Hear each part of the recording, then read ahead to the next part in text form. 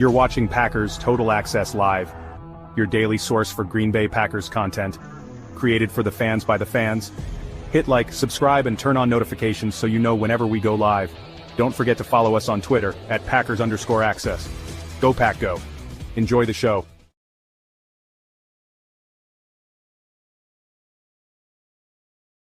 What's up, gang? Welcome into Packers Total Access. My name is Clayton. You can check us out on packernet.com. Find me on Twitter at Packers_access. You can email us, PackersTotalAccess@gmail.com. You can text us, 865-658-5824. Join alongside Tim in Green Bay here to talk Packers Dolphins this evening. Hope everybody's having a great evening here as we're getting ready for Turkey Day. Hopefully you're fasting like me, man. I don't know about you, Tim, but I'm starving myself this evening so we can just – I had a bunch of man. I had taco leftovers.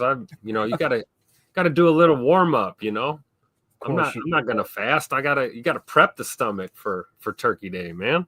Not me, man. I'm going in there hungry as a hostage, dude. I'm ready to roll. So let's do this. Let's give a quick shout out to the good folks over at Ticket King, the official ticket provider of Packer Fan Total Access Live. Wisconsin-based since '92, specializing in Packers tickets. They're Wisconsin's largest ticket source. The office is next to Lambeau and in Milwaukee. Click on the link in the video description and they'll send you their website, theticketking.com, where you can register for free as a customer and go ahead and start shopping for your Packers tickets. Again, that's Ticket King, the official ticket provider of Packer Fan Total Access Live. I know we got the chat already lit up in here this evening. Good to see everybody filing in. As we got Sean in the house. What's up, man? We got Greg Rice, Holmes in the house, United Bates, the whole gang in here. Larry Cano, Reef. Let's see. Daryl in the house. Good to see you, Daryl. Dane Stromstad, the El Presidente, as I refer to Dane Stromstad here. Let's see. Daryl says, Happy Thanksgiving, Clay. Happy Thanksgiving to everybody out there. Hopefully everybody's tuned up to have a awesome Thanksgiving. And, spend time with friends and family and just take a second to reflect on all the things that we should be thankful for, right? I know I've got a ton in my life. We tend to focus on the things we don't have as opposed to the things we do have, and we take that for granted. And, again, just thankful for really this group we got here, Tim. And we got an awesome group of viewers and listeners, and it's really cool to just start a silly little podcast, and then you look back a couple years later and you got – a ton of people that you're communicating with on a daily basis and kind of expanding that Packer family, if you will, man. Yeah, that's something to be grateful for and thankful for sure. I'm thankful for the wealth of football knowledge that we all learn together each and every single day. And just when you think you got it figured out, you realize you know nothing and there's more to learn. And we all learn from each other. So, I'm definitely thankful to be a part of this group, and it's awesome. Thankful for an 8-3 football team too, right? Definitely thankful for that. Yeah, definitely. Ron Samble in the chat says, Rashid says every day is a holiday when you play for the Green Bay Packers. I love it, man. Love that attitude of gratitude there. Mike Hebring in the chat, home taking care of the wife after lung surgery. She's doing well. I'm very thankful. Hey, man, thoughts and prayers to your wife there, Mike. And you take a little time down too there, man. I know when my wife Mandy had shoulder surgery, she couldn't do anything. I had to brush her hair and everything, right? She tore a rotator cuff just being the absolute dog that she is. And, just take that time. Don't be stressed and chill out yourself. You know what I mean? Just kind of hang loose. That's what I did. It kept me from worrying so much and going insane. So let's see here. Aaron in the house. Good evening, Posse. Enjoying my 26th birthday today. Ready for the Dolphins tomorrow for Thanksgiving. Obviously, Aaron was at the Packers-Niners game. Awesome time there, I'm sure. Happy birthday to you, buddy. Appreciate you swinging through. Let's see, Crossfire in the chat. Clay, am I right to think our defense shouldn't be too aggressive tomorrow? Keep it in front and hope for some turnovers. Yeah, I think you're right there. You don't want to get over aggressive with the blitzing, that's for sure. Because if you try to blitz Tua, what's going to happen? He's going to cut you apart with the short, intermediate passing game, right? Now, the RPO game, that's kind of their bread and butter. Their passing attack is really, really solid right now. They got a decent running game, but the last 3 games they're averaging under 4 yards a pop there. So we kind of talked about that this morning, Tim, right? I don't think the answer would be to blitz, do you? No, I don't. And, being aggressive is, it depends on how you define it, right? Like if we're talking about rushing, more than 4, then yeah, I'm with you. Don't be overly aggressive. But as far as being on the attack and ball hawking, rallying to the ball, that kind of thing. Yeah, stay aggressive on defense. But I think we're going to get lit up if we blitz too much. That doesn't mean you don't dial it up once in a while. Right. Much like we did against the Niners, I think that Hafley did a good job of kind of, doing that delicate dance between playing off and coverage and then sending the dogs. We saw Quay Walker sent on a couple of those, and it turned out to work. We actually got a turnover off of one of those. So, pick your battles, as they say, right? Yeah, definitely. No doubt about it, man. Let's see here. Donald in the chat. Good to see you, sir. Happy That's Thanksgiving. Pops right there. Is it really? That's Mr. Green. Everybody sit up straight. Papa Green's in the house. Papa Green is in the house. Thank you for tuning in there, Pops. Appreciate you swinging Thanks, Dad. by. Appreciate that. Love it. All right. So let's get this party started off right, Tim. We got some folks flying into town here, and Dove Kleiman tweeted this out. Said a Karen, Dolphins fan, goes crazy on her flight to Green Bay for her Thanksgiving game against the Packers. It's an awful look for the Dolphin fans, and gave credit to at SCHADJOE, I guess Shad Joe. But let's play the clip here. Hopefully there's not language. If there is, I apologize. Make sure the kids are earmuffed. But I think they were just singing on a flight to Green Bay. Let's hear it.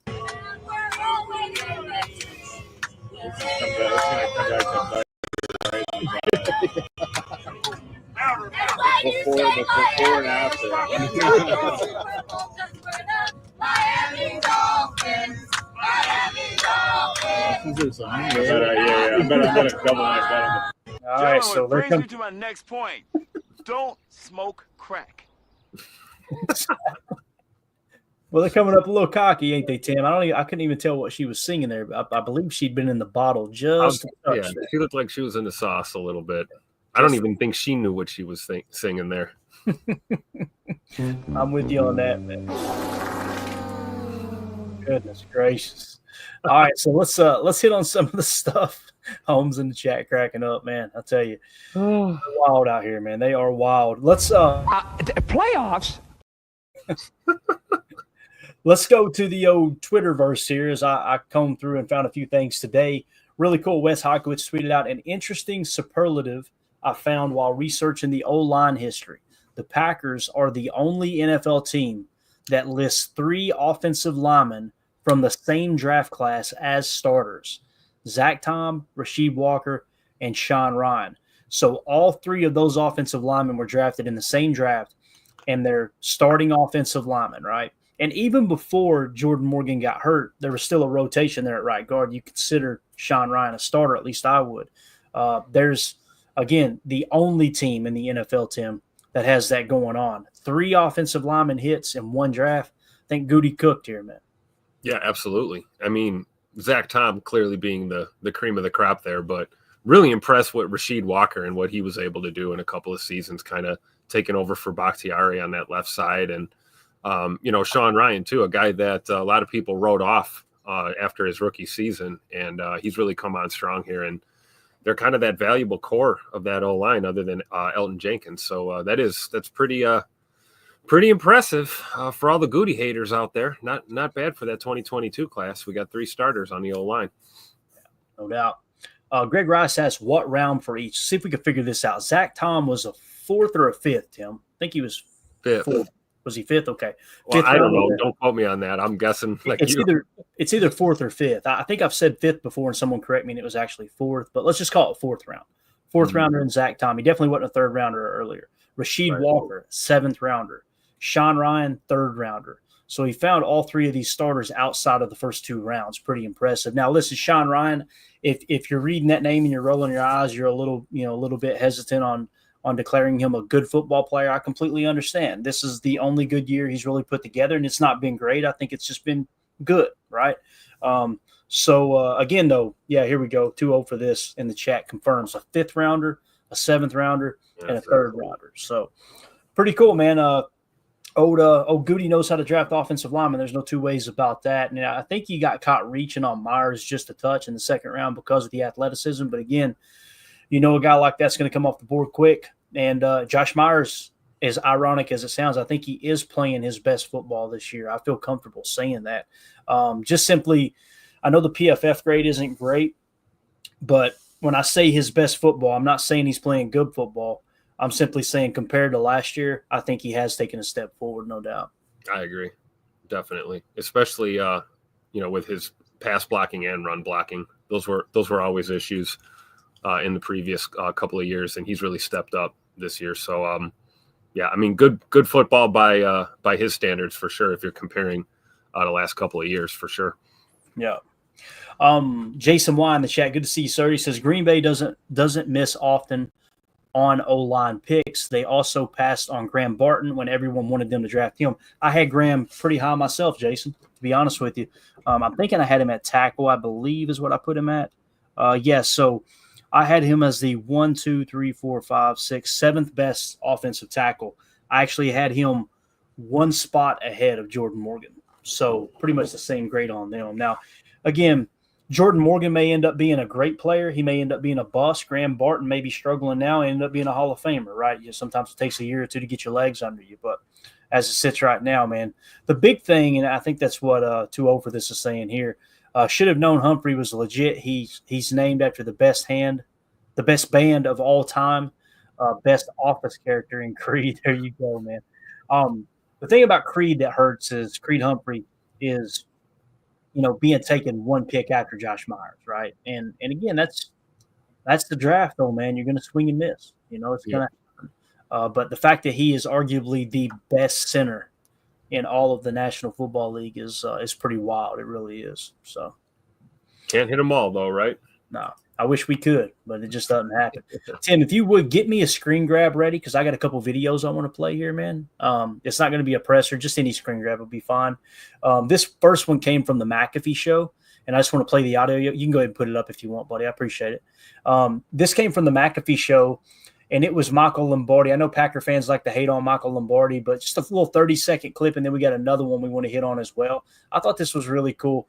He says, well, I'll let the video speak for itself, but it's him talking about Thanksgiving football at Lambeau. Way through the night as we watch Tua navigate under 40-degree weather, which he hasn't been able to do so well, and we get to watch how great is Lambeau Field on Thanksgiving night to see the pageantry of that, yes. The fans. I couldn't think of a better setting to end the night than in Lambeau Field watching the Dolphins play the Packers. They might have a Steelers-Browns type snow, although they're not calling for it. You never know. You literally never know whenever. Tim, you know about that, man. You never know about the snow in Green Bay, brother. Yeah, you don't like the weather, just wait 5 minutes. It'll change.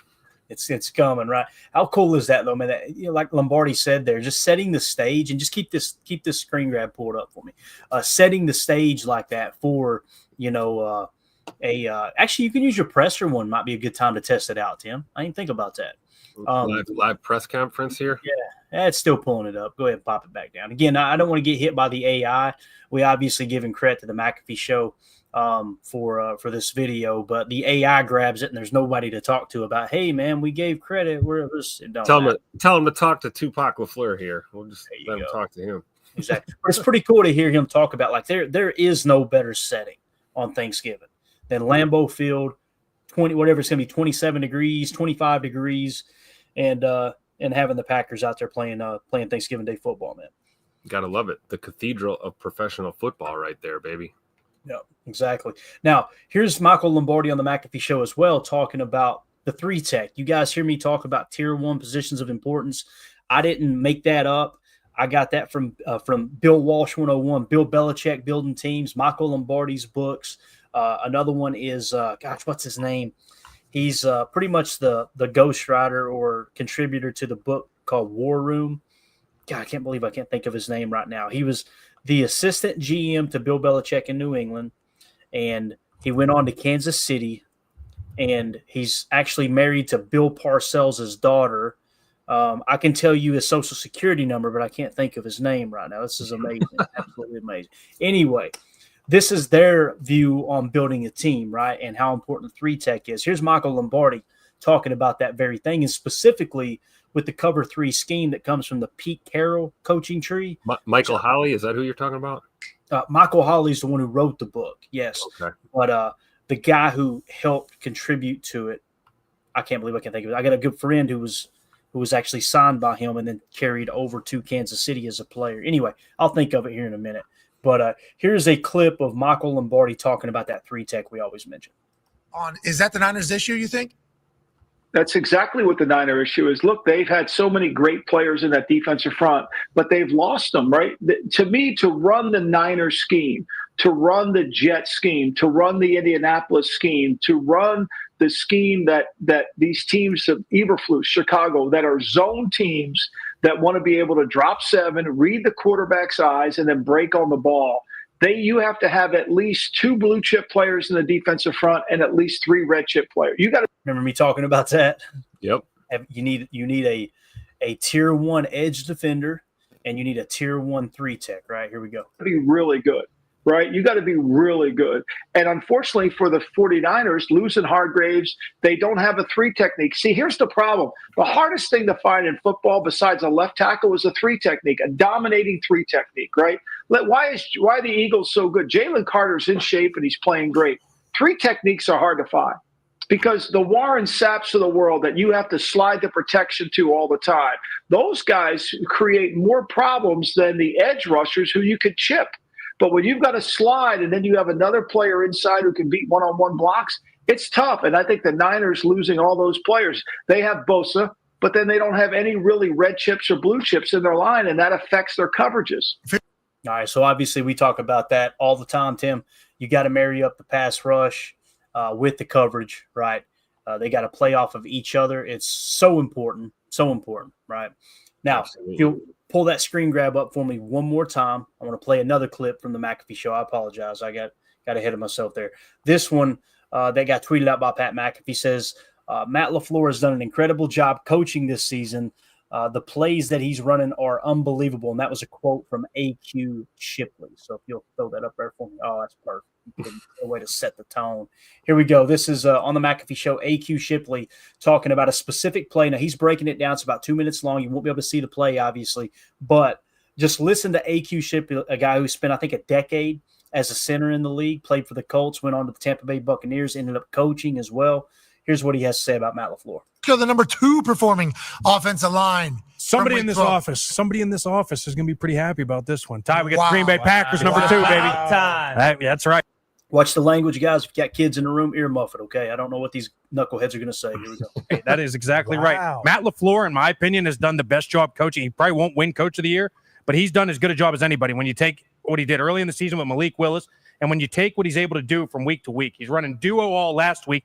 This week, he goes with this orbit motion, right? We're going to go with this little orbit motion, then bring him back, and then we run this, and we hand it off, and you got the counter action behind, and he just beats the shit out of the San Francisco 49ers. Look at that hole, boys. Jeez. How good is that? Because your head's in a blender because you have no idea what is happening. And they ran this particular motion, comeback, different people, different times. They're doing it with Christian Watson, number 9. They're doing it with Tucker Kraft.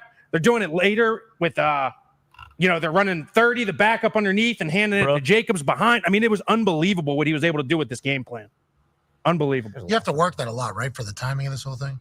Yeah, and it's all the motions, it's all the stuff. But the best part about it, this whole segment is based off of offensive line. It's the same to them.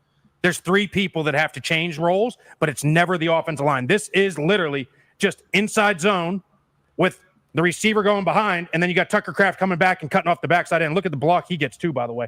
Just real quick. I appreciate the offensive line. Think about Jordan Love here on this play. Jordan Love has to send him in motion. Yep. Has to snap it at the right time. Yep. Then he's faking this way. Then he's handing it off back this way. Jordan Love on this particular play does a full 360 spin, by the way. Good ball handling. Yeah. Sweet. That is pretty sweet. Oh, what a spin right there, too. 71 gets Devondre Campbell and Fred Warner.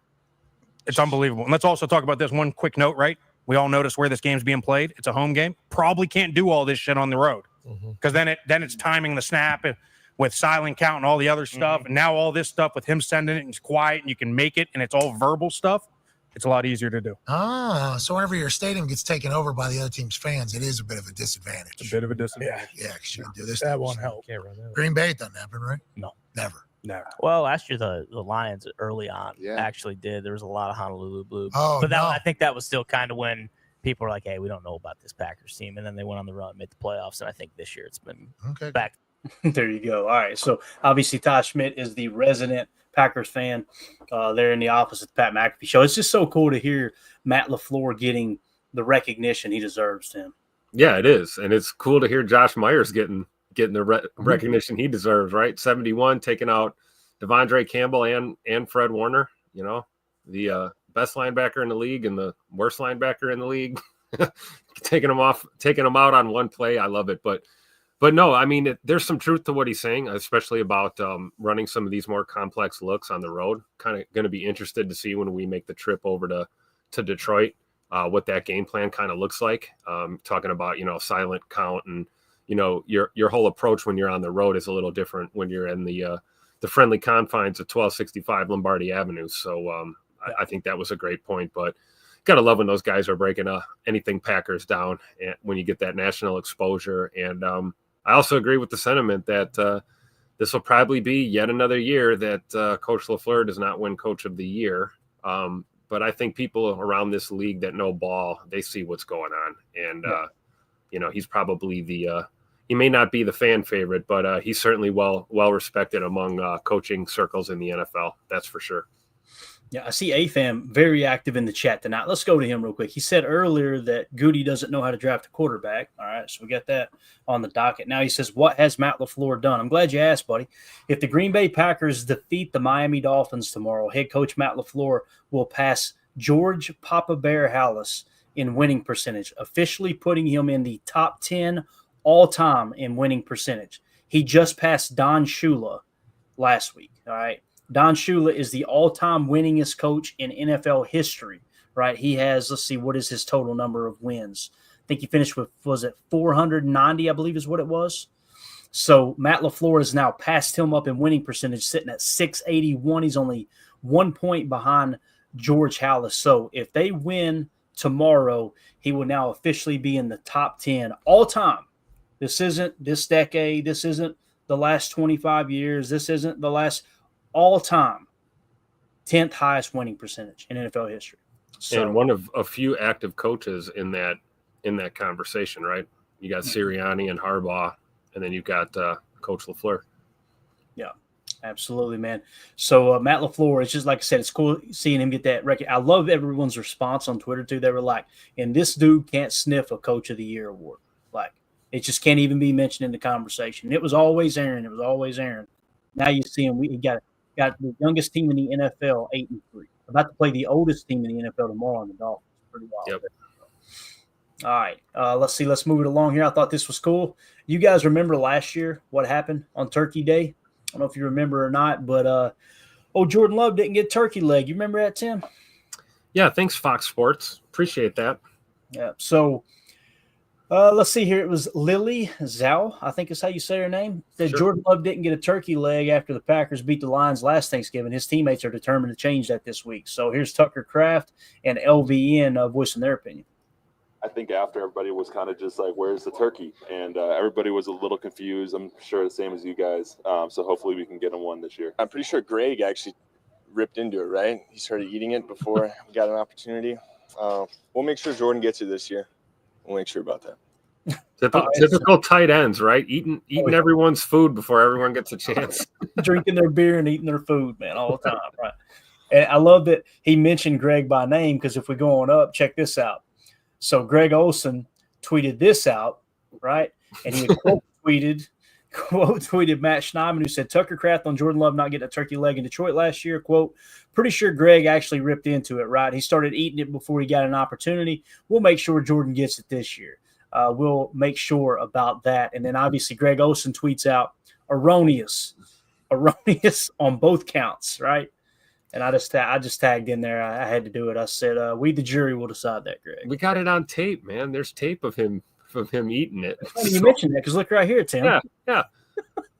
I mean, with your hand, bare knuckle grabbing the turkey. Come on, man. That's definitely tight end meathead behavior right there. I gotta say though, I love it because you probably remember this, Tim, that by doing that he was paying homage to John Madden. Yeah. Remember John Madden used to grab that thing with his big paws and just split it right down the breast. So really, it's not on Greg Olson. It's on the production staff at Fox for not having a second turkey. Exactly. Yeah. My apologies, Uncle Greg, is what Tucker Kraft said. I love it. Yeah. It's just cool seeing people embrace obviously embrace the whole Thanksgiving tradition, around football. It's absolutely awesome, man. Nothing better than Thanksgiving football. All right, let's shift gears here real quick. And before we get into some Patreon questions, I wanted to hit on the injury report that dropped earlier. Now, listen, I went over to NFL Pro. It seems as if NFL Pro is actually releasing the injury report earlier than the beat reporters. So moving forward, if we don't have that, what we'll start doing is checking NFL Pro. Now, we got the entire injury report we can hit on here in a minute, okay? But before we do that, let's just hit the simple version, okay? Matt Schneidman tweeted out, Packers out versus the Dolphins. Jair Alexander, Edgerrin Cooper, and Romeo Doubs are all three out in the game against Miami. Questionable is Josh Myers, Isaiah McDuffie, and John Fitzpatrick. So there is a chance that Isaiah McDuffie plays. If he doesn't, we'll have three active linebackers to the best of my knowledge.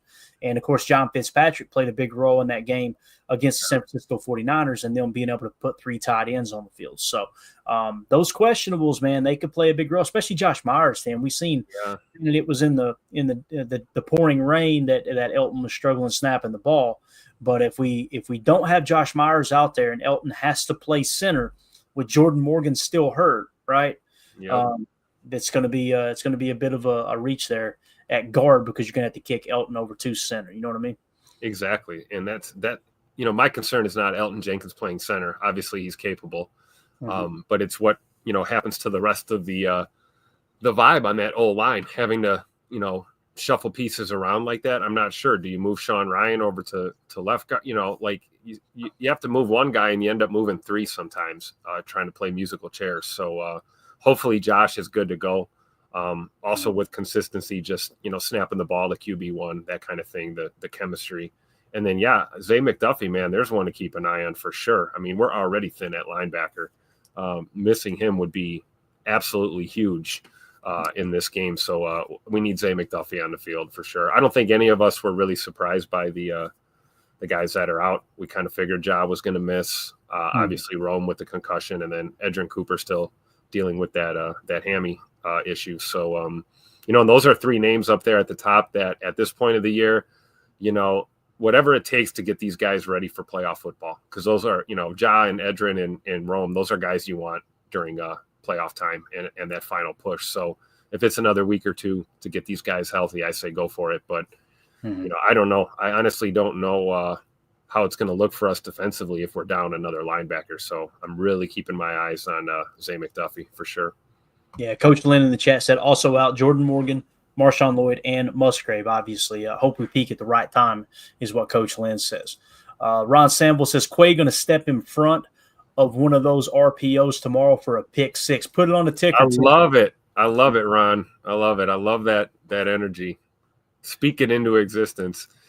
Quay is so due. How many of those passes have hit him right on the hands? It's only a matter of time before he hauls one of those in, for sure. I completely agree, man. So it's cool. We already got the injury report. Essentially, usually you're right up before kickoff. You're trying to decide who's playing, who isn't.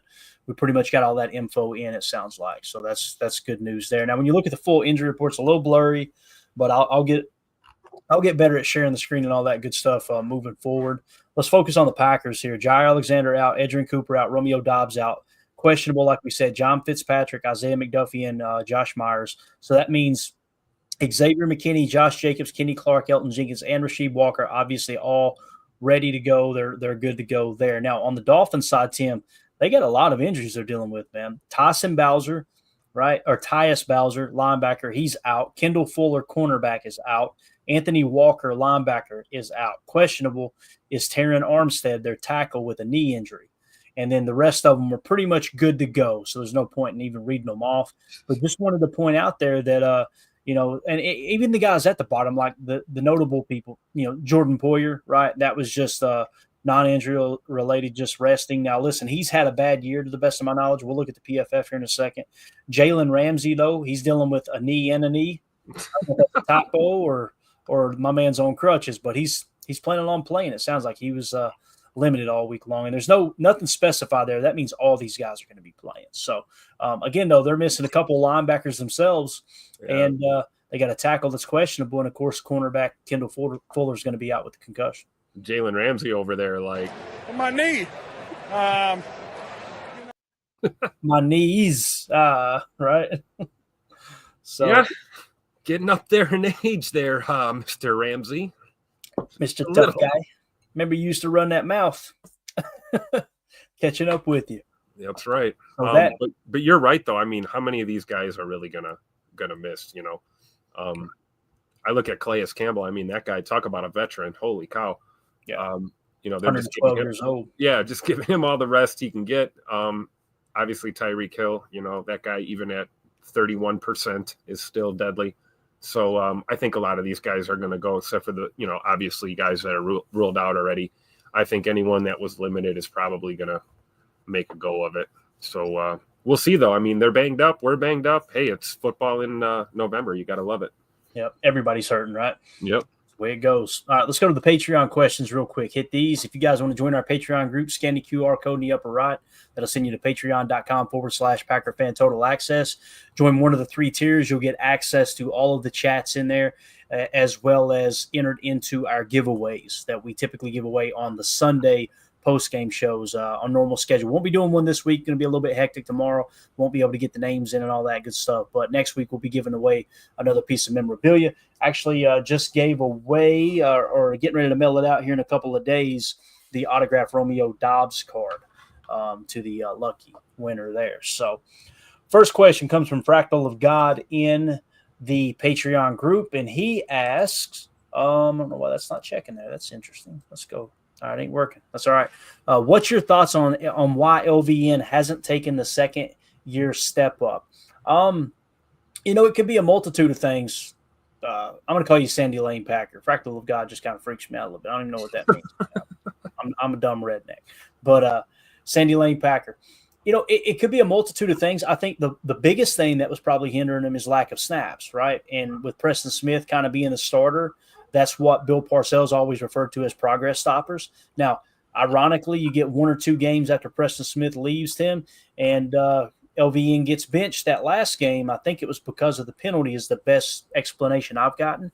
Lo and behold, he comes in late in the game, gets a strip sack, and really, really impacts the game. It was a huge play there with that strip sack. So I think it's more or less that, not getting a full season under his belt of actually, you know, solid, 20, 30, 40 snaps a game. I think he'll get better with time. It was really cool seeing him just absolutely annihilate that double team and ragdoll Christian McCaffrey, though. Yeah, absolutely. And I think that's what they're kind of working towards now with the departure of Preston Smith, is getting those snaps up there, getting a snap count a little higher. It was kind of low, in my opinion, last week, but he made the most of the snaps that he did have. And I think what you're looking for with a guy like LVN is consistency. You know, we know what he brings to the table and what he's capable of. The question is, are you going to do this week in, week out? And I think if they get a little more consistent with how they're using him, and like you said, he's getting more of those, meaningful reps and a lot more snaps, the more he plays, the better he's going to get. I think if he's, in and out of that lineup, or he's in and out of sets, rotational kind of thing, it's going to be harder for him to kind of get momentum. So, I think now with us being banged up, we don't have Preston Smith. LVN is a guy that can be used multiple locations on that D line, whether that's inside, outside, left, right, playing the wide nines. I like him in the wide nines. I like him in those overload looks. So I think they're kind of figuring out the best course of action between him and Kingsley and Igbare, really, for that matter. Now that there's no Preston Smith there taking up snaps. So I think it's just a matter of time. Yeah, Greg Rice in the chat said, I think LVN came off the field after he lined up in the neutral zone. That's the only explanation I have, because, again, he was healthy. He came back in and made a huge impact play. So I'd say you're probably right there. All right, next question comes from Randy Cleavers. He says, do you think we need another linebacker? Seems like we are an injury away from trouble. My opinion, yes, we need another linebacker, right? But, again, the Minnesota Vikings going out and poaching Jamin Davis off of our practice squad, I'm sure he was going to be elevated. Here's the thing, too, though. Katano Ladapo, right? You make sure he's active. Maybe Zane Anderson, you make sure he's active, so you got an extra body there on special teams. And you'll probably kind of lean into that big nickel, even in some of the normal base sets. Now, they may not run. They may throw a wrench in the game plan and run more 11 personnel than they do a combination of 21 and 12, which if we have time, we'll hit on the personnel here in a minute. If they do that and they lean into 11, you're not going to have an issue at all. But if they run 50, 60, 65% of their snaps out of a combination of 21 and 12, those three linebackers are going to be dog-ass tired. There's no two ways about it. And you might have to press into big nickel where you would normally play a 4-3. Another thing you could do too, Tim, you could approach it a little bit different. You could put 5 defensive linemen out there and maybe drop one guy into coverage, right? You've already been seeing that with Enigbari. You've seen it with Brenton Cox Jr. The only person you haven't seen drop into coverage is Sean Gary. For the most part, they're keeping him rushing the passer. So if you got a combination of these outside linebackers that can drop into coverage, you're accomplishing the same thing. Essentially, they're acting as a linebacker. Even when they're dropping into coverage, you're firing another linebacker from the spot or a nickel back from the spot. No harm, no foul there, if that makes sense. So I think we'll be okay, but I'm with you, Randy. You got to get an extra body in here, right? Especially long term, right? I mean, we can talk about tomorrow night's game. We can probably make it through, but what about next week against the Lions? What about closing out this season? I don't know the timetables on Edrin Cooper. I'm assuming he'll be back soon, right? This is the second week he's missed. Mm-hmm. Second game in a row that he's missed. So you got to think we get him back for the huge divisional game against Detroit. So I don't think it's full on panic time yet. I think you're right. We can make do by throwing a few more DBs out there and just kind of getting by. But long term, I think we may need to look at signing another linebacker. Yeah, got to have something for sure. Now, when we look at their coverage and what they really press into here from the Dolphins standpoint, we can find them on this list. So against the pass, they actually play pretty well. Their EPA per dropback is only sitting at a 0.02. Now, what kind of defense do they run? They run cover 3 33% of the time. They run cover 2 zone 20% of the time. They run cover 1 man 18% of the time. Then they run cover 4 zone 12% of the time. And then it would be cover 6 zone 7% of the time. Then you get into cover 0 4% of the time and cover 2 man 1% of the time. So essentially what you're looking at here is 23% of the snaps is man coverage. Yep. Very low number, right? So they are cut very much from the same cloth as we are. We run cover 3 zone 30% of the time. They run at 33. We run cover 2 zone 22% of the time. They only run at 20% of the time. So that is the two defenses they're going to run the most. Tim, based off of what we try to work on in practice over at the Don Hudson Center or Ray Nitschke Field, with our defense, knowing that we're going to be calling a lot of cover 3 and cover 2, I imagine Jordan Love in this offense has got plenty of looks at cover 3 zone and cover 2 zone. So, and vice versa for the Dolphins. So these are two teams that are so similar. It's the same exact offensive scheme. It's essentially the same defensive scheme. Now, they might like to show a little more too high shell pre-snap than we have been doing under Hafley, but there's a lot of RPO aspects to both sides. They like to mix and match with the personnel in the backfield and give kind of their hybrid version of the pony package. This is going to be a fun game, man. And again, we'll talk about the spread here in a second, but it's going to be a close game at Lambeau and two teams that are very similar, man. Yeah, absolutely. That's why, like we talked about this morning, right? No boat race in the cards. I think this is going to be a slugfest, man. It'll be really interesting to just see both sides of the ball, really. But I'm looking forward to seeing what kind of game Matt calls on offense and McDaniel calls for the Dolphins. We'll see, man. But you're right. Even defensively, there's a lot of similarities. And of course, I'm sure all the Packer faithful will welcome Joe Barry back to Lambeau Field with open arms tomorrow. Hopefully, we'll see. I believe he's their linebackers coach down there in Miami. So it'll be fun, man. I think it's going to be a great game. Yeah, I do too, man. It's going to be a blast to see how everything unfolds. And again, that's just kind of a quick glimpse at a quick glance, I should say, at the top of defense that the Dolphins play. Now let's look at the betting line here according to PFF real quick and kind of see where it's at, where the line started, where it's currently sitting.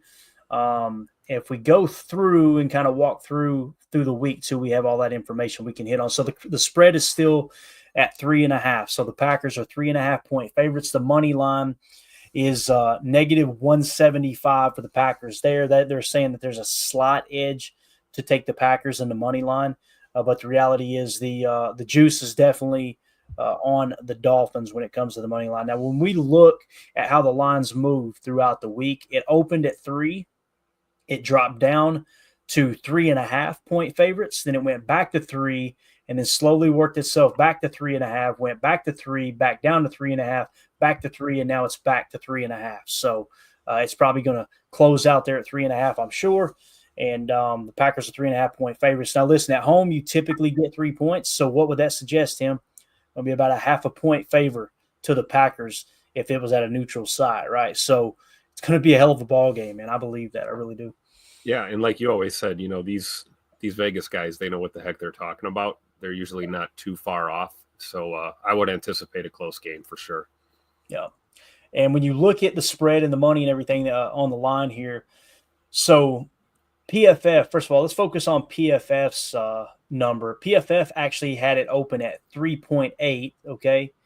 And then it went down to 4.3. At one point, they had the Packers as 4.3 point favorites.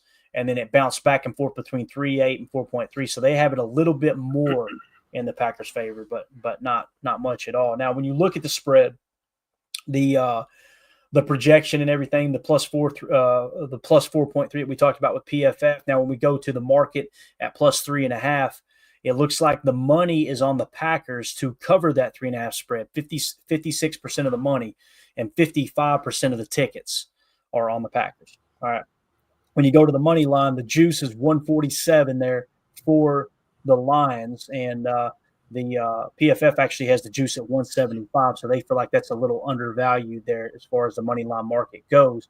When you look at the money on the money line, meaning the Packers to win outright, 89% of the cash is on Green Bay to win. 82% of the bets are on the Packers to win. So the public is heavy favorites on the Packers at home here on Thanksgiving. Over-under is set currently at 47.5 points. PFF projection got it right there in the same ballpark at a 47.4. Looks like 77% of the money is on the over and 77% of the bets are on the over. That is kind of your gambling degenerate version of the preview here, if you will. Now, when we go to team metrics, this is how PFF sees this matchup. They have the Packers as the 8th overall team as far as the power rankings go. The Dolphins are 17th. Power ranking on defense, they have the Packers at 22nd, the Dolphins at 17th. So slight edge there to the Dolphins. Power ranking on offense, they have the Packers at 14th, the Dolphins at 13th, right? But the strength of schedule played, the Dolphins have played the easiest schedule according to PFF, and the Packers have played the 12th hardest, all right? So that's kind of your difference there. Average offensive snaps, look at this number, Tim. Green Bay, 66.9 snaps on average per game. Dolphins, 67.5. Percentage of run plays, Packers are at 47.3. The Dolphins are at 41.6. Let's see, percentage of pass plays, the Packers are at 52.7. The Dolphins are at 58.4. We talk about that when Tua is healthy. They love to throw the ball all over the yard. EPA per run, the Packers are at minus 0.04. And the Dolphins are at minus 0.26. EPA per pass, the Packers are at a positive 0.14, and the Dolphins are at a positive 0.05. So you get, looks like you're getting the advantage in both cases there, EPA per run and per pass when it comes to the matchups. What do you think about that as far as team metrics there from PFF? I think it proves what we've been saying all along, right? This is these teams are pretty evenly matched when you break it down on paper. And, obviously the Dolphins are in the midst of trying to salvage their season. They went through a rough patch without Tua. They, I believe, are undefeated since his return. So this is a team coming in hungry to get a big victory on the road. And then, you've got our Packers who are kind of hitting their stride here and trying to close out a strong season and push into the playoffs, much like we did last year. So you've got two evenly matched teams, two well-coached teams, two banged-up teams slugging it out in prime time. What more can you ask for? Yeah, it don't get any better than this, man. There's no doubt about it. Quarterback comparison, Jordan Love's PFF grade 72.4, Tua Tagovailoa 71.9. Passer rating when clean, Jordan Love's is 101.8.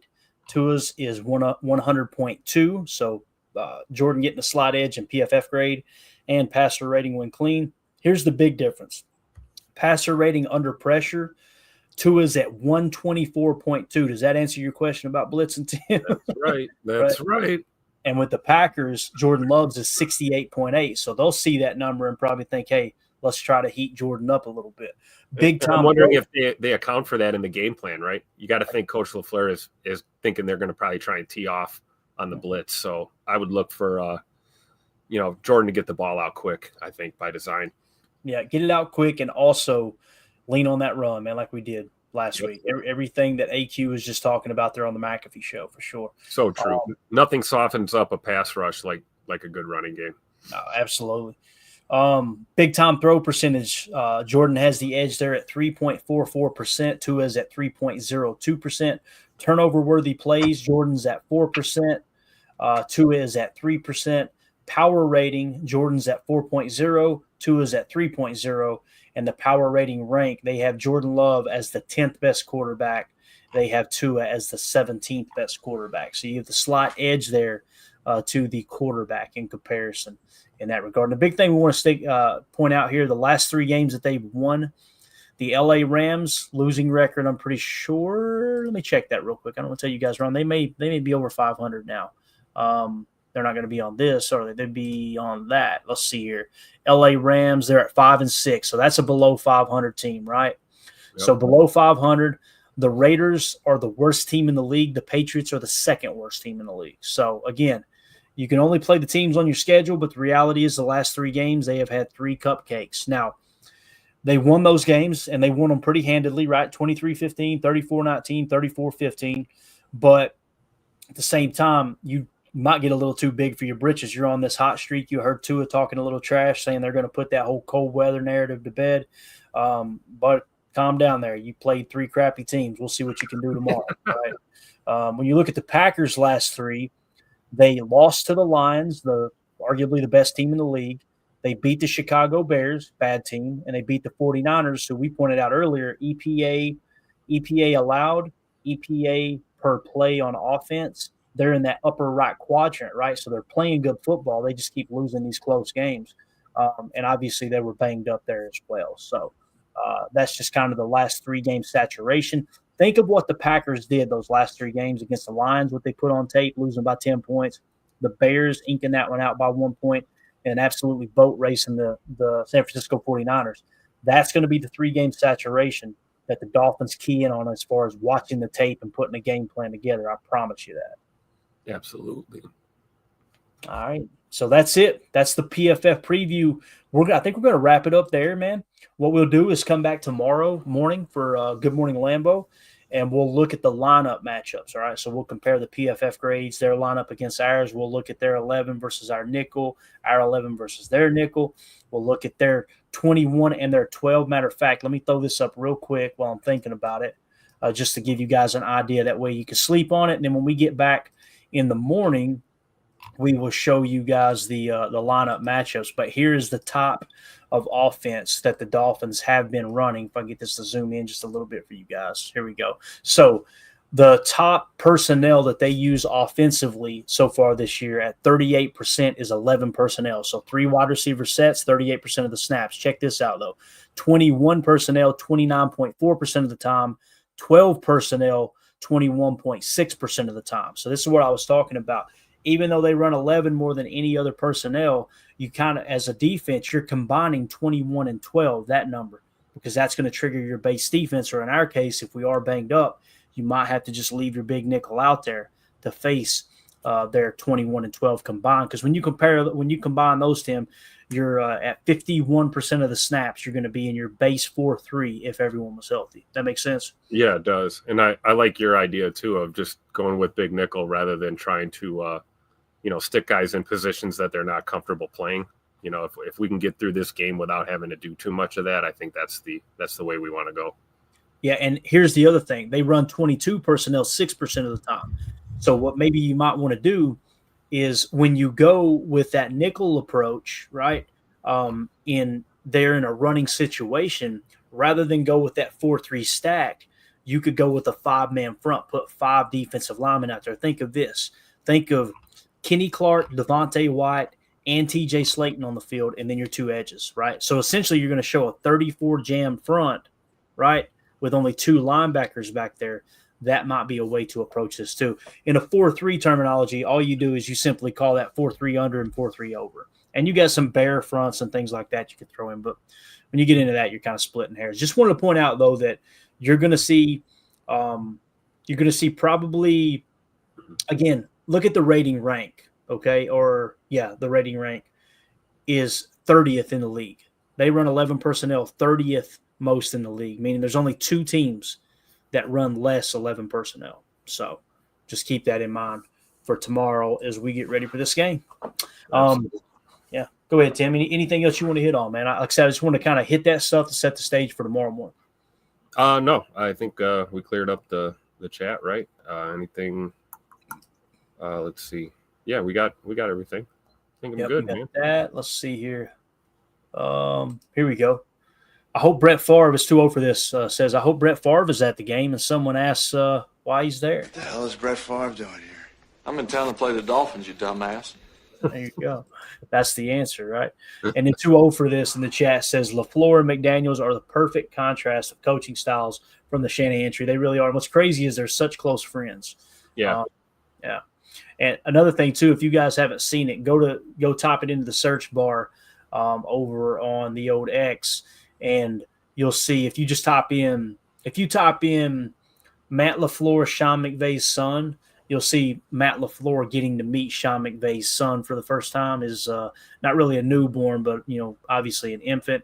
It was so cool because many people always tied Matt LaFleur to Kyle Shanahan. And when I started doing the pod 2 years ago, I tried to point out, hey, look, they're not as close as people think they are. It's right. Sean McVay and Matt LaFleur who are close, because when Sean McVay broke away from Kyle Shanahan, he took Matt LaFleur with him to L.A. as his right-hand man, right? Yep. And it's when they made it to the Super Bowl and all that the first time. So really the job that kind of got Matt LaFleur to that consideration level of being a head coach one day, Yeah. So, and then of course, we all know the story about Coach McDaniels and Matt LaFleur's history too. Matt LaFleur kind of going to bat for him when he was struggling. So you see these guys, some are closer than others, but they're all from that Shanahan tree. And this league is driven by relationships when it comes to coaching and building your staff. So no secret that these guys continue to kind of look out for each other. Yeah, no doubt about it. Yeah, that's a really cool story that basically McDaniel drank himself out of a job in Houston. Yep. And then when he got sober, got clean, and was looking to get back in the game, he wanted a job with Kyle Shanahan in Washington. Well, Matt LaFleur worked for Kyle Shanahan in Washington. He's the one who went to Kyle and was like, hey, we need to give this guy another shot. And Kyle, for the longest time, him and Mike McDaniel were close friends. Like I said, they were ball boys for the Denver Broncos in the 90s. It's just cool to hear that. To hear Mike McDaniel acknowledge that and say, Matt LaFleur put his neck on the line for me, and he's the reason I'm back in the game, was really, really cool to hear. So absolutely. All right, guys, that's it. We're going to get out of here. Appreciate y'all hanging out with us. We'll be back tomorrow morning, 8:30 Central, to wake up here on Thanksgiving morning, grab a cup of coffee, and we'll break down the PFF preview in terms of the PFF grades from every position between the Dolphins and the Packers. So, Tim, appreciate your time, man. Thanks for having me, man. See you in the morning. All right, buddy. Everybody have a wonderful evening. For those of you listening on the pod, thank you for making us a part of your day. As always, let's go out and be the change we want to see in the world. And go Pack, go. Thanks for watching Packers Total Access Live, your daily source for Green Bay Packers content, created for the fans by the fans. Hit like, subscribe, and turn on notifications so you know whenever we go live. Don't forget to follow us on Twitter at Packers_access. Go Pack, go. Have a great day.